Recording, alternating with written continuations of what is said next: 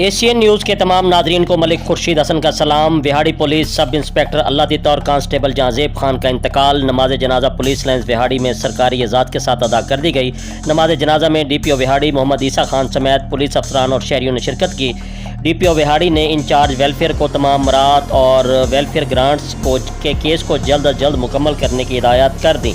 जी बिल्कुल, Vehari police sub inspector अल्लादीता और constable Jahanzeb Khan का इंतकाल। नमाज जनाजा पुलिस लाइन्स विहाड़ी में सरकारी एजाज़ के साथ अदा कर दी गई।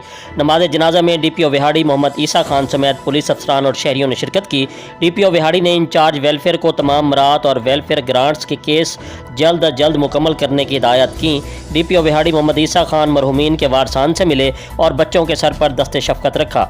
IG Punjab police doctor Usman Anwar की हिदायत के मुताबिक दौरान सर्विस वफ़ात पाने वाले पुलिस मुलाजमीन के एक बच्चे को फैमिली क्लेम पर भर्ती किया जा सकता है। गम की इस घड़ी में हम आपके साथ हैं, किसी मौके पर तनहा नहीं छोड़ेंगे। मरहूम कांस्टेबल जहांजेब खान थाना टिब्बा सुल्तानपुर में बतौर सिक्योरिटी ऑफिसर ड्यूटी सर अंजाम दे रहे थे और सोगवारान में 2 बेटे 2 बेटियां और एक बेवा छोड़ी। मरहूम सब इंस्पेक्टर अल्लादीता थाना सदर विहाड़ी में बतौर तफ्तीशी ड्यूटी सर अंजाम दे रहे थे और सोगवारान में 2 बेटे 2 बेटियां और एक बेवा छोड़ी है। मरहूमीन को उनके आबाई इलाकों में सुपुर्द खाक कर दिया गया।